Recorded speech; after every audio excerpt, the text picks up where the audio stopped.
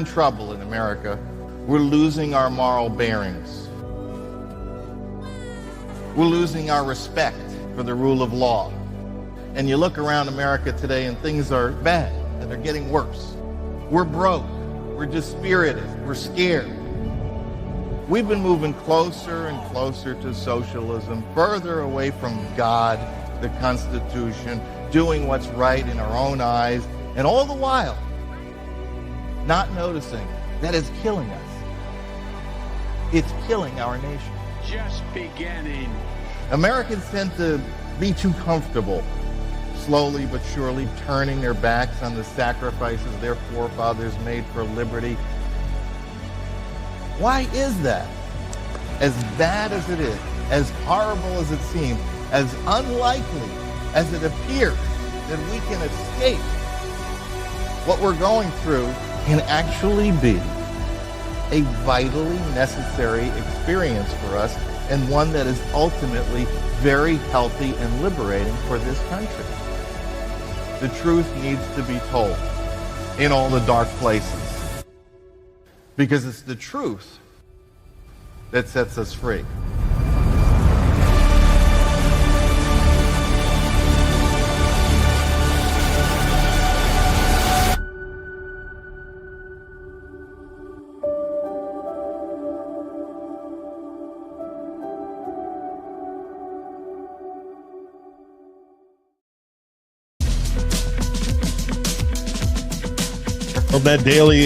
WorldNet Daily is live. It is December 4, 2024. We're 4 days into the final month of the year. That's how I like to describe it.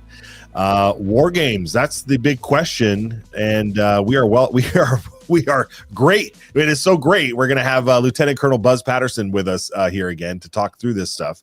There was a interesting happenings in the New York Times that we're going to kind of go through here. We'll also get into some breaking news regarding the United Health. Is that the United Health insurance guy was apparently gunned down in New York City? Yep. And of course, some of Trump's picks are coming through. There's a lot of attacks out there. So we're going to get into all that, of course. I am thrilled to be in studio here with Josh. I love it, Matt. Glad to have you here. Yeah, this is great to be down here with you, and you've got everything set up. The producers are working hard. They are. They actually can see them working. It's fantastic. Anyway, yes. So I mean, should we? Well, first let's talk about. Let's bring in Buzz. Say hi to Buzz. Yeah. Buzz, how are you? Let's bring in Buzz. Great to have you. Hey guys, fantastic. How are you doing? Excellent. It's good to see you here. Now, for those that don't recall your appearance on the show before, just to, you're an author, you're a former Air Force, and you actually carried the nuclear football, and we discussed that at length the last time you were here, and we kind of want to get into that today because it's there's some people out there that are a little bit worried about the nuclear. The talks of nuclear war. I just saw Tucker Carlson landed in Moscow over the weekend, just the last couple of days, because he wants to figure out what's going on with their nuclear arsenal out there, and so there's a lot to be concerned about, and a lot of folks don't really seem to talk about it as much. I mean, what's your broad scope here? What's your initial take on where we're at when it comes to nuclear? Well, I think we're closer to the brink of nuclear war than we've been in my lifetime, and I'm not a young guy. I'm an old guy. I was raised during the Cold War. Then I was part of the Cold War as a pilot in the Air Force, and I flew against Russia and the Soviet Union. So I think we're closer than we've ever been. Unfortunately, I think it's just it can take anything. It can be something as minuscule as, Russia shooting a tactical nuke at Ukraine, or it could be Israel shooting one at Iran. There's countless ways, but we're right on the precipice. So as a former nuclear football guy, I am more concerned than I've ever been about how close we are right now, especially with the current leadership. I'll be feeling much more confident and calm January 20th, 2025, when I know that Trump's back in office. But I'm concerned right now, Matt, that there's not even anybody in charge of the country or the football or the codes, right, and how the whole process works. I did it for Clinton, and I thought Clinton was irresponsible, and he in fact lost the codes during my time there, which I think is Remarkable. It is remarkable, and it had never happened before that. So I don't know if it's happened since then because I haven't been around, but I just think we're a very, very precarious situation for the next month and a half, and I'm looking forward to the new guy taking over. Yeah, and as we like I said, as we move forward here through this last month and then hopefully into the new year, there's a lot of breaking news and stuff. We just want to let our viewers get them up to speed. United Healthcare CEO Brian Thompson was just assassinated outside his hotel in New York City. They released footage of this, and it is disturbing. So I just want to warn everybody that as we take a look at this. What you're going to see is murder on camera here, but this is apparently the footage that happened this morning. He was set to deliver remarks at an investors meeting of some type later today, but that obviously isn't going to happen. But we do want to show this footage here, so I do warn you, it is rather disturbing.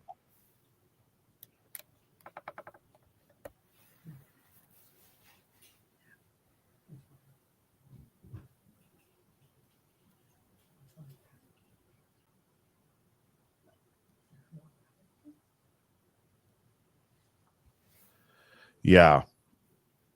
Wow.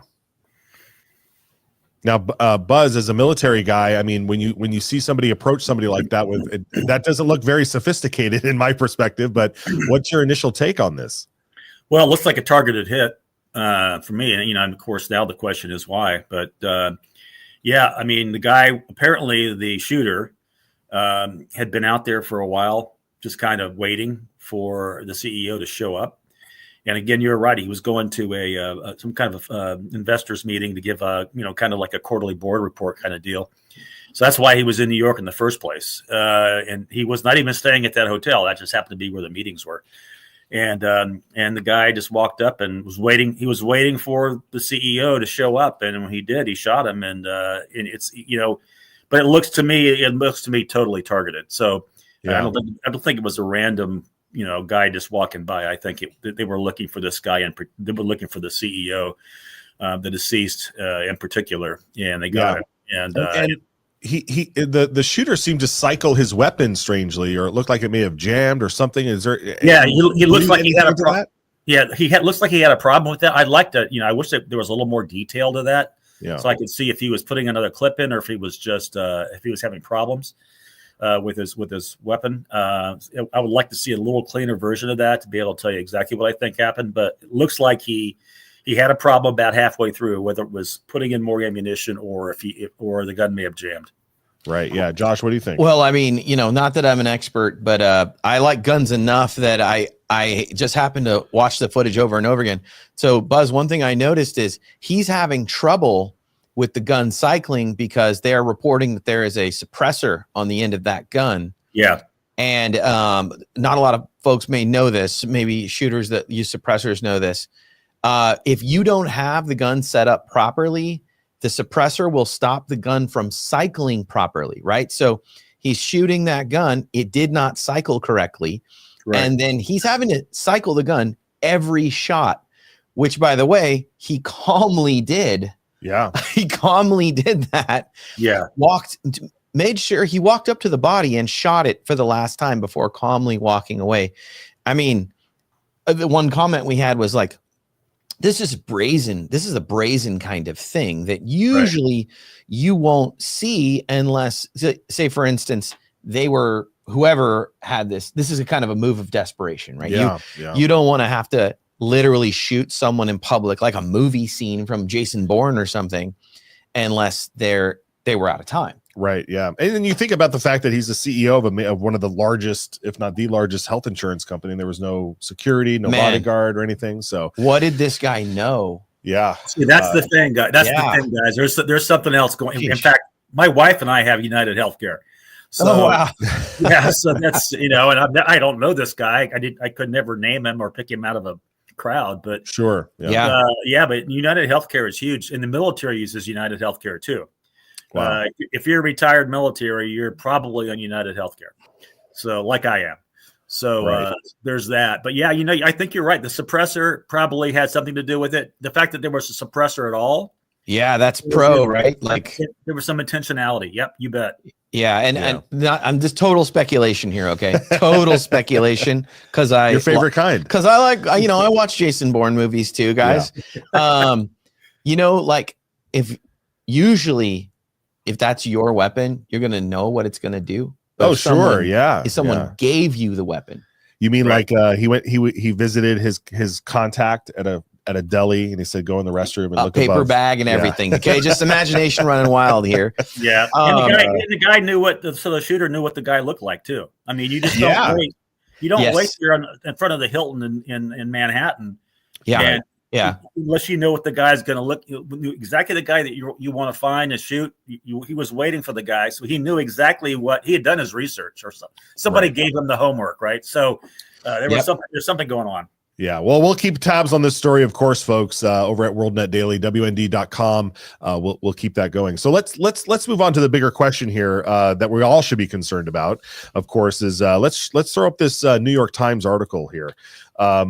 This here, New York Times, the secret Pentagon war game that offers a stark warning for our times, and it talks about the MAGA factor. The Obama and Biden administration were creatures of convention and plenty dangerous as such, but they were therefore steady as well. The problem with Donald Trump, at least in terms of preventing nuclear Armageddon, is not that he is a warmonger, but that he is supremely unsteady. Listen to these terms. Unsteady. Yeah. What the hell are they talking about? Like physically, or mentally? They're saying mentally. He's mentally unsteady, which of course, and it's what a stark contrast that is to what you just set up earlier, Buzz. You're the man who carried the nuclear football, and you can't wait till January 20 when Trump's people are carrying it once again. What do you make of this New York Times article and what are they setting up some sort of narrative here? I think they're setting up the narrative that they don't want Pete Hegseth. And, and the thing that I love, Trump's not unsteady. Trump may be unpredictable, which really actually kind of plays in our favor. Overseas with Russia and with Iran and with North Korea and with China. I mean, you want that, you knew what you were getting in Joe Biden if you were the Ayatollah of Iran. He wasn't going to do anything. If you asked him for money, he was going to give it to you. And, there was no possibility ever of him actually turning weapons on Iran and shooting. Iran can't say that now. Iran doesn't know what Trump will do. I mean, Trump is known as the peace president, and I think he's done a pretty good job of that. It's only because Trump threatens them. He threatens them because he's bold. He says what he believes, and he backs up what he says. And the military guys, the girls love him. So I think you're going to see a remarkable uptick in morale in the military forces, which we need. Yes. And we need somebody like Pete Hegseth to come in there and clean out the Pentagon. The Pentagon is probably, and this probably is going to be a surprise to a lot of your listeners or watchers, but Pentagon probably is more political than any other department in the executive, in the administration. So, I mean, the fact that we've allowed people like Lloyd Austin and Mark Milley to become leaders in the Pentagon shows you the political bent that Democrats have when it comes to the U.S. military. And I think that Trump coming into office and being the commander in chief again is going to really invigorate our troops and restore some sense of lethality to our military, which I know Pete is all about. That's his charter. Trump told Pete, hey, go make our military all about war fighting again. Get this DEI crap out of there. Quit promoting people based on their color, but start promoting people based on their merit and their ability. And that's where we were when I was in the military, and we've gotten away from that. Bill Clinton started it, Barack Obama continued it, and Joe Biden has been almost the death knell to the U.S. military. So I'm really excited to have Trump back as commander-in-chief. Yeah, and then it just begs the question here, like who are the ones pulling the strings over at the New York Times? Representative Keith Self, I'm not quite sure which state he comes out of. It's Texas. Texas. Okay, yeah. He received what he said a ridiculous email from the discredited New York Times.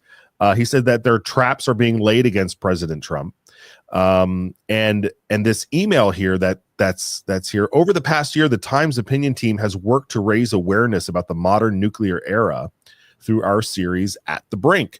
In the United States, only the president can decide whether to use nuclear weapons. And then he goes on to ask these questions of the representative, and this was being sent to what we'd imagine were all congressmen. Should any American president be able to launch preemptive nuclear strike without congressional approval? Should any American president be able to launch a nuclear attack without congressional approval in response to an enemy's incoming nuclear missile attack?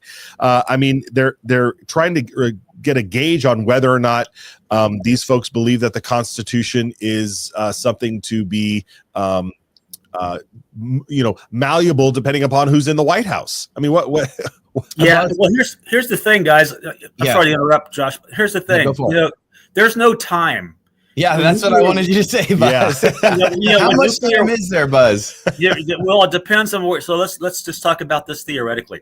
Yeah. It depends on where. So if we're being launched on, say, by Russia or China or North Korea, it depends on where that missile's coming from. Russia's going to launch over the pole. And we know that. And that's probably going to take about, from the time that we get notification that we've been launched on, it's probably 18 to 20 minutes that we have to respond. Can you imagine trying to find congressmen on the phone within 18 to 20 minutes to do anything? No, it's not. It's just not, and they will debate it. And that was one of Clinton's problems. Clinton wanted to debate everything, and there's just no time. So the only way it's going to work in this country, because of the time and the way our process works, is that the president has unilateral authority. Now, when the president does make a decision to launch, and we practiced this when I was with Clinton a million times, when the president does make a decision to launch, there is a quick conference call to all the major commands across the U.S. military. If you're a 4-star general in Honolulu, you've got to pick up the phone if you want to be on that phone call, because we're doing it, whether you're on the phone call or not. And those generals don't really have much say. They were just supposed to be there to hear what's happening and to advise the president very, very quickly their thoughts. But there really is no time. I mean, we would practice this with Clinton and every quarterly for the 2 years I was there. And from the time that we got a notification to the time that we were actually turning keys in missile silos and launching bombers is about 10 to 15 minutes. Wow. Yeah. And during the Cold War, we had guys on alert. Bombers and SAC were on alert who could launch, out of their alert facilities and get in the air in 5 minutes. We had those. We don't really have alert anymore. We have some guys I really can't go into, but we really don't have on a mass scale that kind of capability anymore. But Buzz, real quick, you said there's if it takes 15 to 20 minutes for these missiles to arrive, and it takes about 10 to 15 minutes to react to it. Yeah. You're really only talking about 3 to 5 minutes worth, perhaps, to make a decision. Yeah, how are you going to verify? And that's exactly why. That's exactly why there's the military aid with the president 24/7, no matter where he is in the world. And my response to him had to be within a minute to a minute and a half. So if I was asleep, so my bedroom was in the East Wing, and of course he was in the residence, and then the West Wing, of course, was where the sit room is. If I was notified by the sit room that we had a launch, I had to get my ass down to the West Wing to the president ASAP with the football. Yeah. The president plus the time it takes to notify the president. Well, the president, he's in the can at the time. I mean, this is incredible. I don't mean to be blib about it, but I mean this is every second counts. Every second counts. Every single second counts, and every single second lost is going to be painful. So, Buzz, isn't this then just a narrative being created to say, I mean, isn't that what this is? They're generating. It's totally unrealistic, but they want to somehow take the nuclear control away from the president they don't like. Yes, that's what when Trump was the commander in chief last time, Mark Milley even talked to China and said, "Hey, if nuclear weapons come up, I'm not going to let him pull the trigger." Now, that's not the chairman of Joint Chiefs of Staff's job. Chairman of Joint Chiefs of Staff job is to advise and then salute smartly and do it. Yeah. And Milley was actually communicating with a potential enemy. But yeah, I mean, it's a bing bang thing. It's got to go. If for example, if we get the warning, and we would practice this, that we had a strike coming in from China.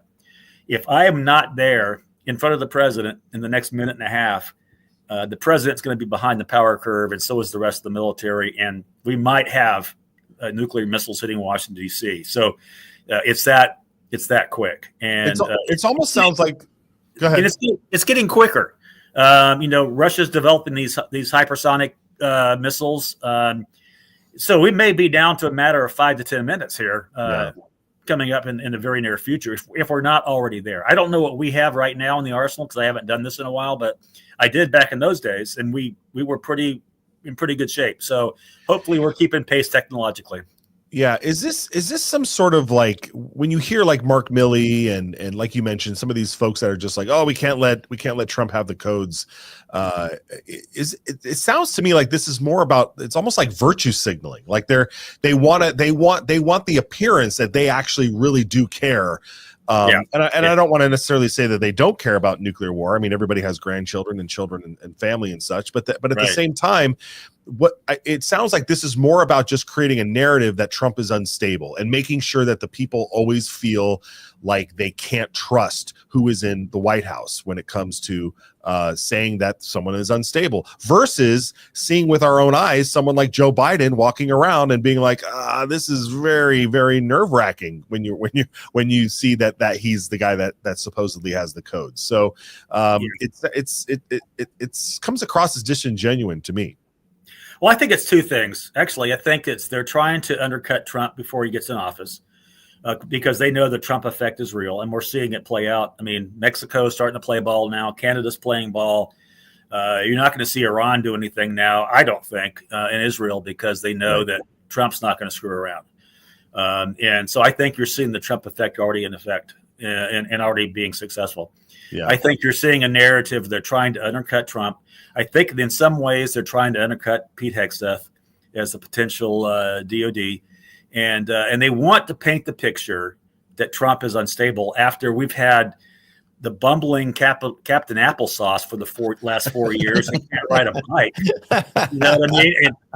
Captain Applesauce. I like that, man. That's a good one. Yeah.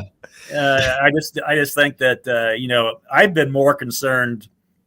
I'm way more concerned about where we are today than I will be on January 20th. Let me put it that way. I have a pretty good idea.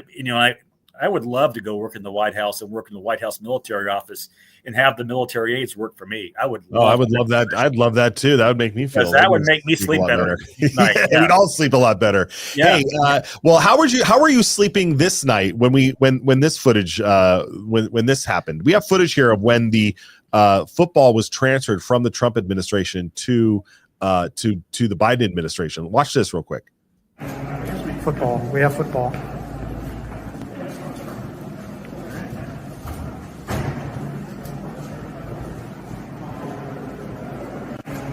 Football. We have football.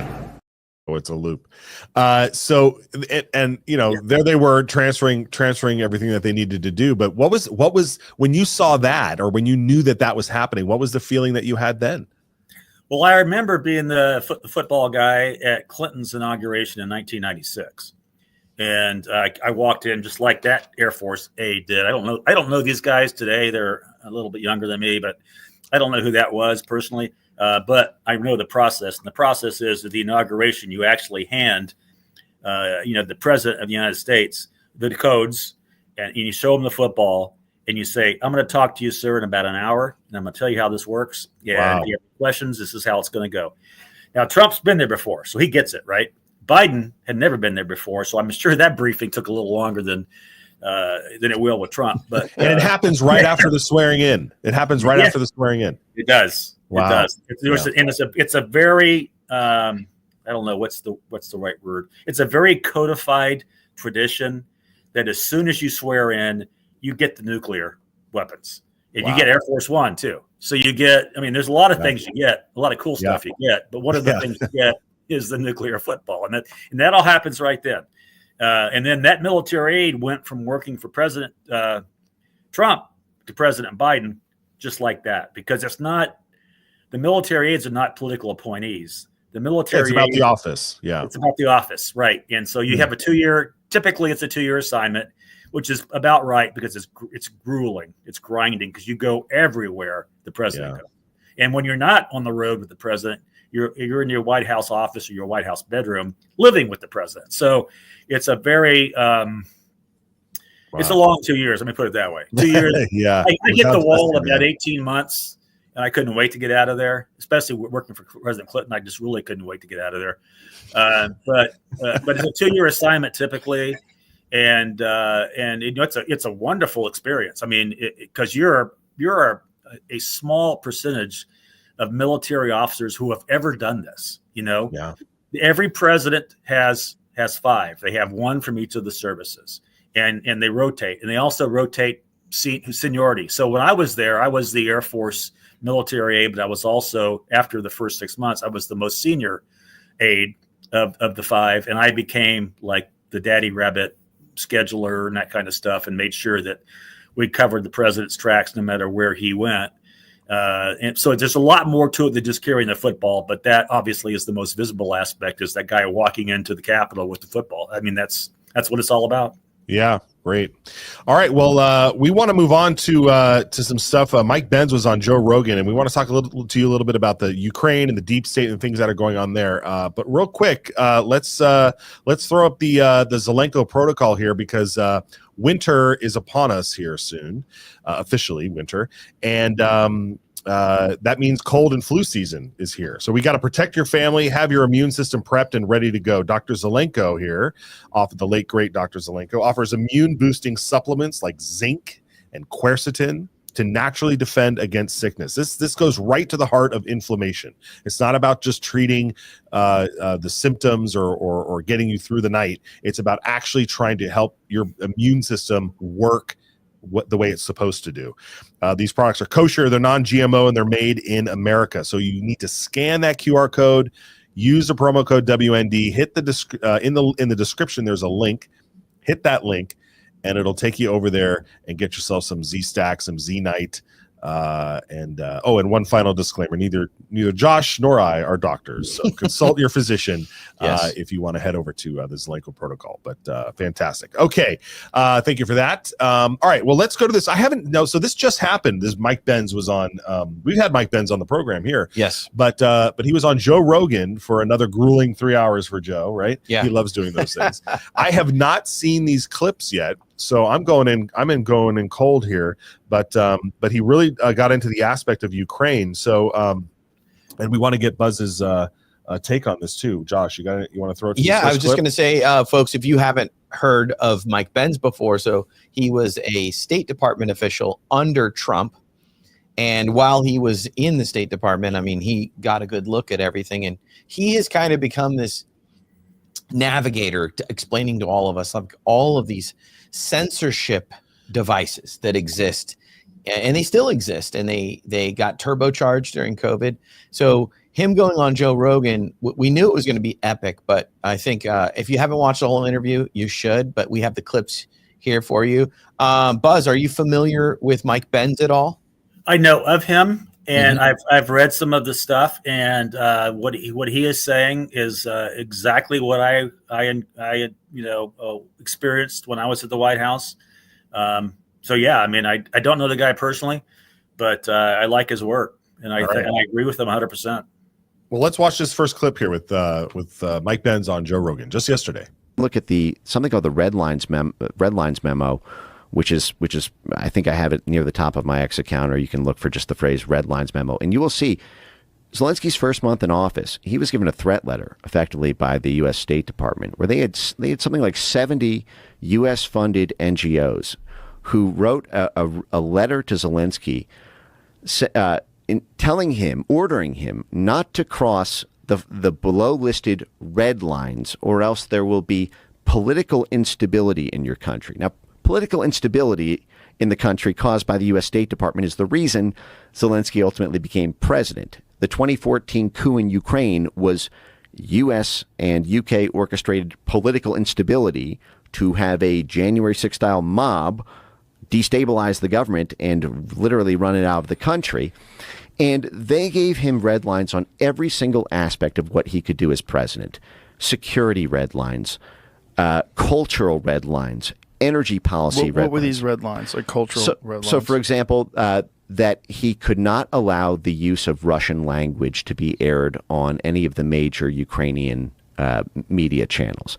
This was part of a drive by the U.S. State Department in tandem with the censorship work that started at that same time, in order to prevent the sort of affinity, the sort of Russian affinity network that happens because of Russian propaganda spreading from Russian language news sources, and to try to pry the country off of the Russian ethnic faction and have essentially the Ukrainian dialect. This is in response for what happened in Crimea? Yes, and Crimea and the Donbass, the whole eastern side breakaway. But this is effectively the long arm of Langley, the long arm of the State Department and CIA, telling Ukrainians that they can't. What kind of Colonel, this kind of jives with what Tucker Carlson said the other day when he said they tried to get an interview with Zelensky, and our own State Department told Zelensky, do not talk to Tucker Carlson.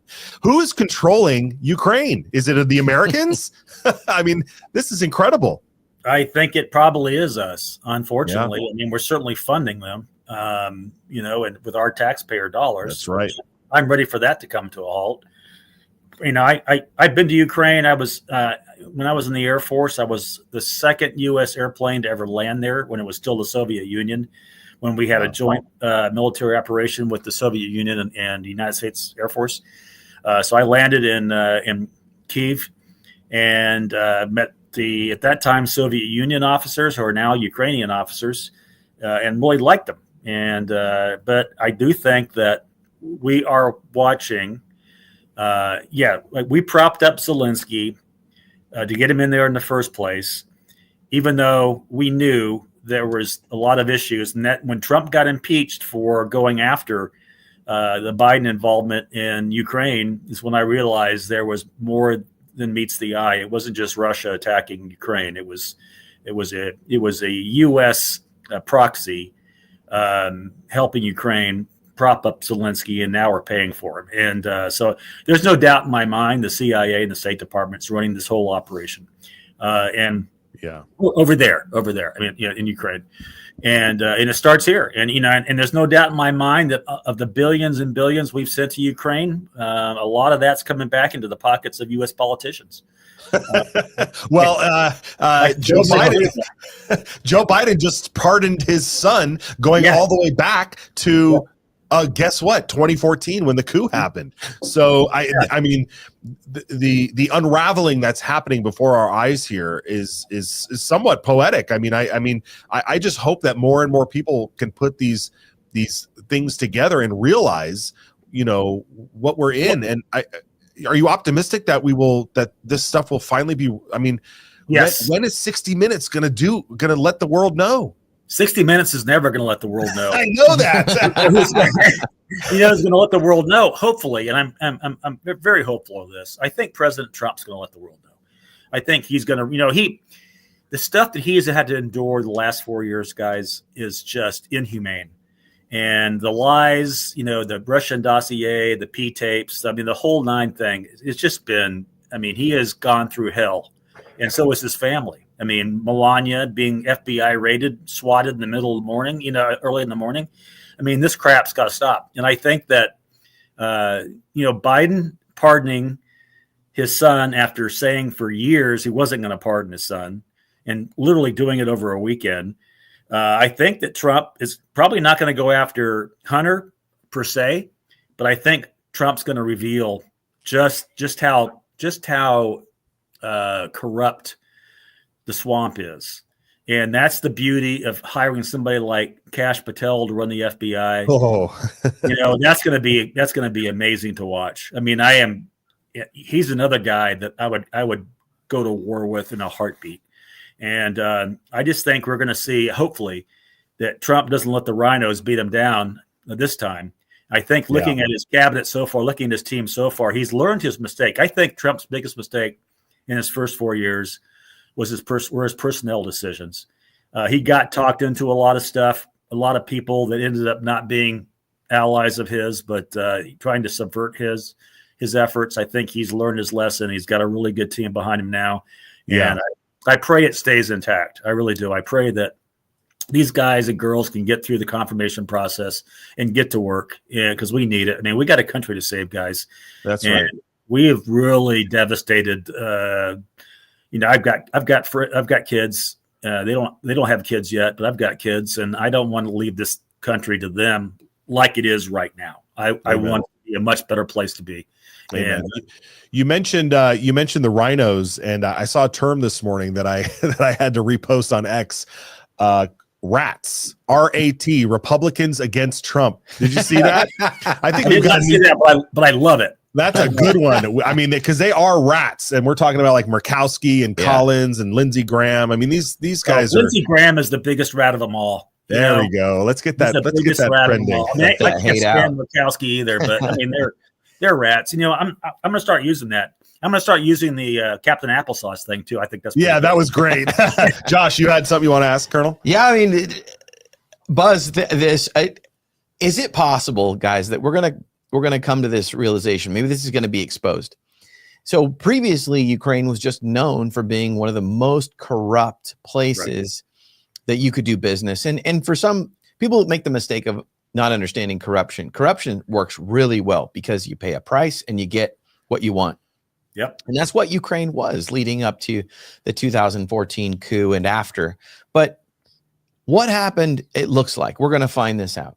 Did the Bidens take full advantage of that corruption to enrich themselves? Oh.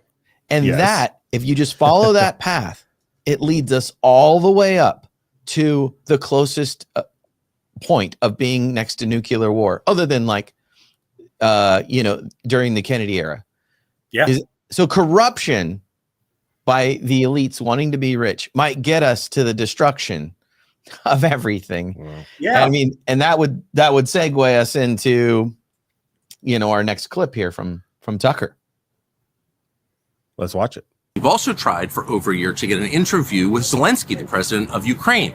We've attacked that from a bunch of different angles. We've spoken to a lot of different people around him, had dinner with them. We've been in talks continuously, and those efforts have been thwarted by the U.S. government. The American embassy in Kiev, which our tax dollars pay for, told the Zelensky government, no, you may not do the interview.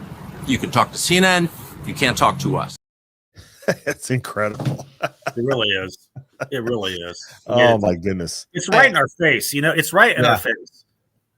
Yeah. And then, I mean, so then the thing is what Tucker goes on to say there is like, he's there because there's a real threat of nuclear exchange or some kind of overflow, and no one's talking about it. Well, they're censoring themselves. Yeah. They're censoring themselves over this. And that is, again, that shows what happens when you prevent the people from hearing the truth. I mean, that's the whole point of free speech. It's not just being able to be able to say what you want, but to be able to listen and hear what someone else has to say.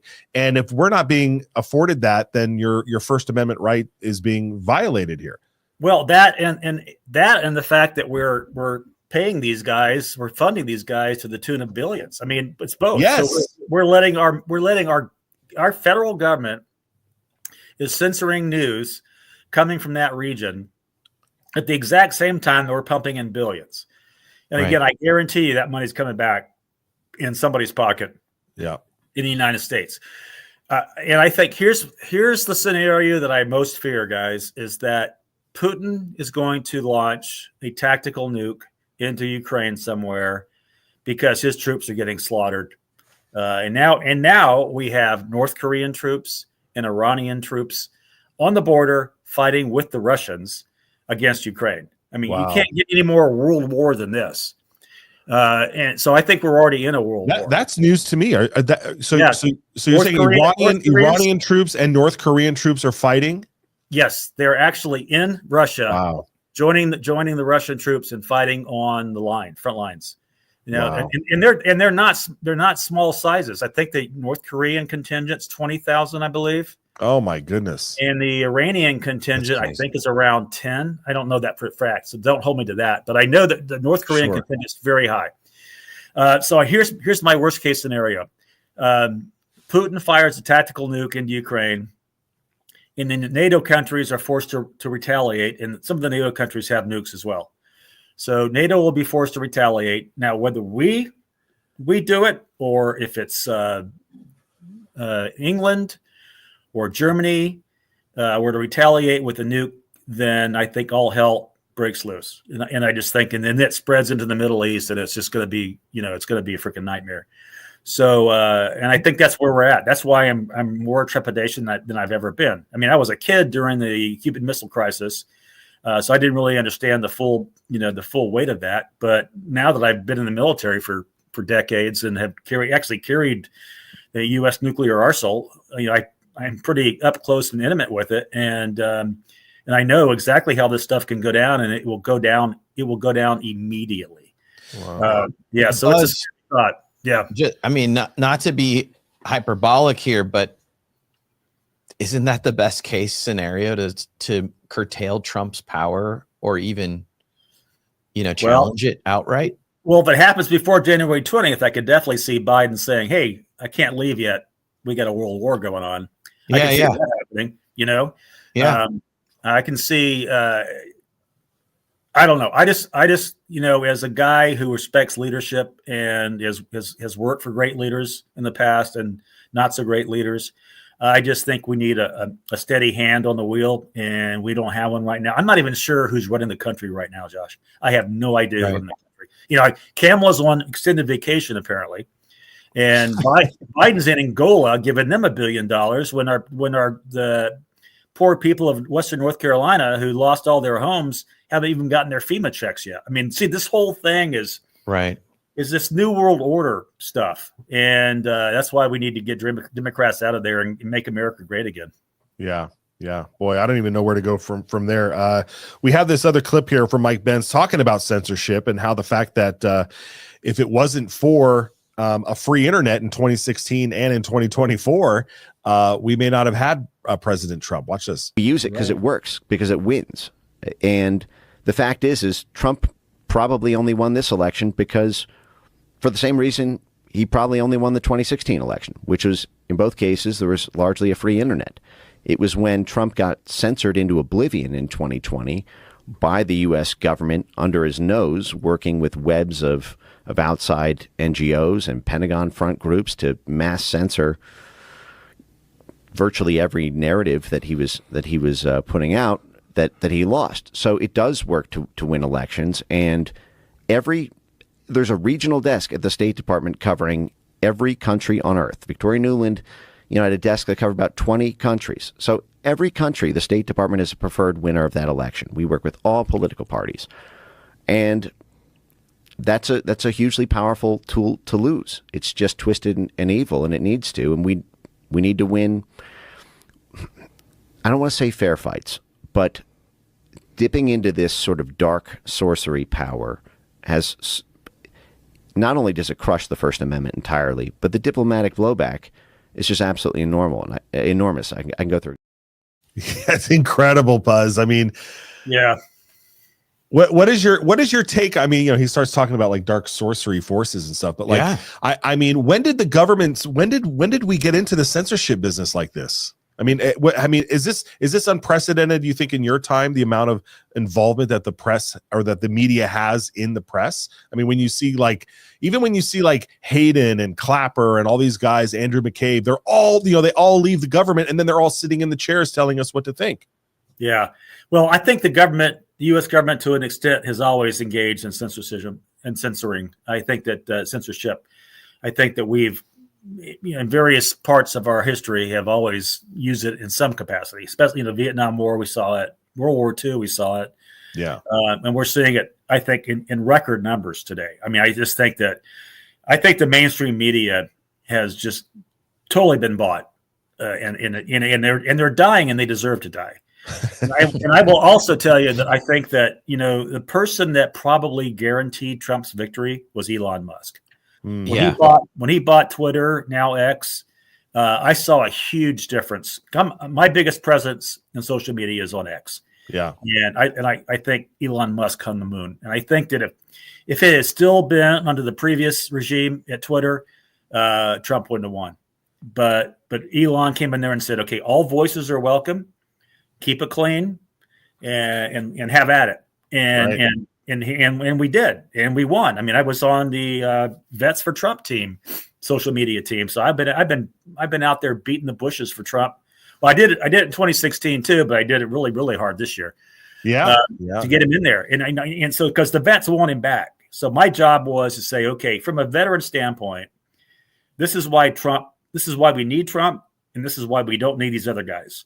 Just with strictly war fighting capability, this is why we need actual leadership. And I think that Elon came in there, bought X, and made that happen. I mean, he still. I mean, there's a lot of liberals leaving X these days, which I think is hilarious. They'll be back. They'll be back eventually. They're so narcissistic they can't. Exactly. Yeah.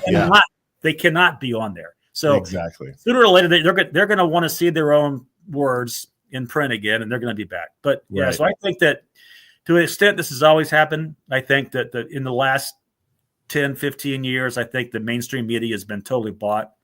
I think that they're so stupid they can't figure out what's happening to them, which is why they're going out of business. Yes. I live in LA. And the LA Times is bankrupt, and I haven't subscribed to them. Thank goodness. In years. The New York Times is taking the same route. Washington Post. Some of them are starting to figure it out, and some of them are not. CNN hasn't figured it out. MSNBC is not going to figure it out ever. They're going to go bankrupt too. Yep. So and like you said, I mean, it's because we're all on X. We all have a platform. I can go right. I mean, you're delivering a column. When you post on X, you're delivering your own column right to millions of people, even if they don't follow you, because people share stuff all the time. I mean, it's unprecedented the amount of attention that it gets. So I am so glad. So glad it's free. It's free. And you it's don't have free. to subscribe to it. I mean, you can be at. Sure. Yeah, you can get the verified check mark and all that kind of stuff if you want to for $8, whatever it is now. Right. But you don't. No one's forcing you to do it, and you don't have to pay for it. That's You're right. I can post something, and when I do post something that goes viral, I'll get 2.5 million people reading something that I wrote, sitting on my couch in my underwear. I mean that. That's okay. now I'm gonna be able to get that image out of my head every time I scroll through your feed. I'm just teasing. But you're absolutely right, Buzz, and I'm so glad to have you here. I'm so glad to know you through this medium at least, and it's so great to have you on here. We do want to throw to a quick sponsor, but I got to ask you about it because one of our affiliates here, Difrico, they make this 12. We got to show Buzz this. They have this handle that you throw on your rifle. It's at a 12-degree angle. Now, now that gives you what Josh calls an aggressive grip. This is an aggressive grip. Okay, not like the old school. It's at this angle here. Yeah, I like it. I like it. Yeah, there you go. Yeah, it's really great, and of course, too. That's the whole point. Exactly. It looks comfortable too. So folks, Difrico, we'll throw up the QR code, but you get yourself one of these grips, scan the QR code, head over there, and then look at the colors. You got your black, you got your tan, you got your gray, and your olive green, forest green. What is that? Ranger green. That's what it was. Ranger green. So Difrico, the Kung Fu grip, it's called, Buzz. The Kung Fu grip. I'm gonna have to get one. Yeah, there we go. Buzz is gonna get one too. I got several. They make great stocking stuffers. Oh, let's see the bag. I want to see that bag. This bag, it's like they go full on with the Kung Fu stuff here. They go full on with the Kung Fu. So anyway, embracing it. All right, great. Cool. Let's get to some of these picks. We've mentioned a few of them, Buzz, here. Just this morning, we learned that Peter Navarro, who served time in prison because he wouldn't kowtow to was it the J6 committee or one of those things, but he will serve as senior counselor for trade and manufacturing, and Trump announced that this morning, so that's fantastic. Also, just this morning, Jared Isaacman for the administrator of NASA. I'm not familiar with Jared Isaacson, but according to Trump's post here, he is an accomplished business leader, a philanthropist, a pilot, an astronaut, an administrator of national aeronautics for space administration for NASA. So that's your neck of the woods there, the Air Force. Those usually the Air Force folks that head over to NASA. And then so I want to get your take on that. And then of course Monica Crowley is returning to the Trump administration as an ambassador. Very good. Assistant Secretary of State and Chief of Protocol. So yeah, Buzz, choose any one of those. If you know any of them, what's your take on these? Well, I love them all, actually. I don't know Isaacson either, but I do know his record, and I really like it, and I think he's going to be great. At least we're moving NASA. Remember when Obama was in office and NASA became the Muslim outreach? Yes. What was that? No, they should focus on putting guys and girls into space and not worrying about Muslims. Seems reasonable. Yep. And I think that Elon Musk actually, in a way, has really kind of ingratiated himself to NASA too because of this the Starlink and some of the other stuff that he's his stuff is launching. I live in Southern California, and we're not too far away from Vandenberg Air Force Base, and that's right. I see the launches of Elon stuff going up all the time, and they're brilliant, and it's amazing technology to watch. It's really amazing when they come back down and land themselves in Florida. I mean, I can watch. Yeah, when the chopsticks came out and they just grabs them, man, and that is saving so much money. It's ridiculous. Yeah. Monica Crowley, I know and like, and I think she's perfect for this job. I mean, that's not a small position.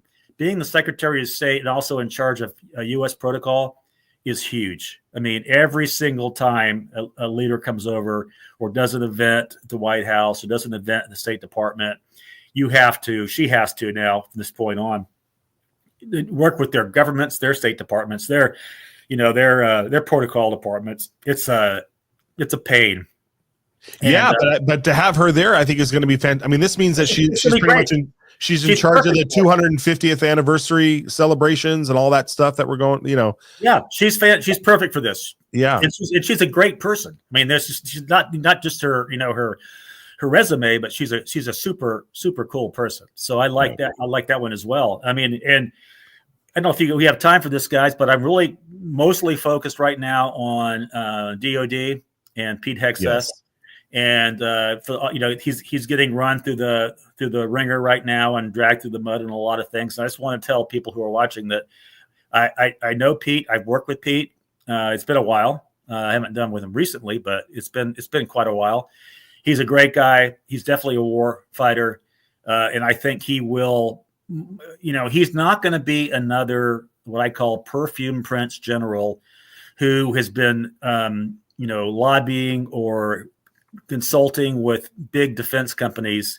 Pete's going to come in with a field grade officer's he's a major, a field grade officer's view of what it takes to fight and win wars. He's not going to be beholden to the big money. He's not going to be beholden to the swamp. He's going to be, hey, I'm Pete Hegseth, U.S. military war combat vet, and I know what it means to be in a combat unit. And this is how we're going to do things from now on. And I hope that he gets approved. I mean, I really do. He's a super guy and a great leader. And Pete's going to be one of those guys. Pete's a lot like President Trump personality wise. Pete's just going to walk in there and say, no, we're not doing that crap anymore. We're not going to do it that way. We're going to do it this way. Yeah. And if you don't like it, you can leave. And right. People will leave. There will be a lot, but that works into Elon Musk's Doge thing, right? That's right. People want to resign now. That saves us the trouble of having to fire him. And I think that if you want, like the DOJ is talking about, the FBI is talking about, they're going to close the DEI office in the FBI because of Kash Patel. So the DEI office is going to close because an Indian man is now in charge of the FBI. It's a great point. It's a great point. Yeah. So, that's great. Well, Buzz, you gave Pete a ringing endorsement there. We're going to make sure to clip that and send it out there into the world. That was thank you. I appreciate that. Fantastic. Yeah. And he does deserve that. And you're a great man to do that. So 100%. Yeah, very good. All right. Well, Buzz, we want to thank you for joining us today. We went through a lot of stuff. We had a great comment earlier from somebody that said this was a great show, very informative. Yeah, there it is. Good old Chris said a good and informative show today. So that thumbs up is for you, Buzz. Thank you so much for joining us. Hey, guys, I'll tell you what, anytime. This is always a pleasure with you guys. So thank you so much. All right, great. Thank you, Buzz. Appreciate it. Love having you. We'll see you soon, hopefully. Take care. Excellent. Thank you, sir. We missed the Merry Christmas. Merry Christmas. That's okay. Thank you, good. Buzz. We hear it. Very good. All right, Josh. Well, let's let everybody know about the Rumble stuff, right? Yeah, absolutely. I love the Rumble stuff. So I got a little bit of insight from a friend of mine recently. He said, a lot of people don't have a Rumble account, so they don't hit the follow button. And we're trying to encourage you here. Rumble is the one place where everything we talked about on the show today will not be censored. Would you imagine that? Over on the other platform, the other big one with the red button, the red play button, it's going to get censored. So we'd love you to get the Rumble account by clicking this QR code that you see here. It'll take you over to Rumble. Start an account so you can follow us. And that would be massive. And that'll grow our following here. That'll get this message. If you liked it today, it'll get it to more people. And of course, where we are not censored as well, but it's not a video platform yet, but it is an information platform, WorldNet Daily, over on X, formerly Twitter. We'd love you to go over there. You can click the QR code and follow us over there. That is like the most breaking news. And especially now, people need a good breaking news source because it's literally happening. I'm sure we're going to cover multiple stories are happening now on the X, and we'd love you to follow us over there. That is, thanks to Elon Musk, a really reliable place that you're going to find our news. And of course, the mothership is the website, worldnetdaily.com, WND.com. We'd love you to follow us over there, see all the stories that are going on. Speaking of breaking news, I think Buzz was trying to let us know earlier that he heard that that all of the Republican senators have agreed now that they will back Pete Hegseth. He did say that. Yeah. So we're still trying to. Oh, is this it here? Okay. Breaking.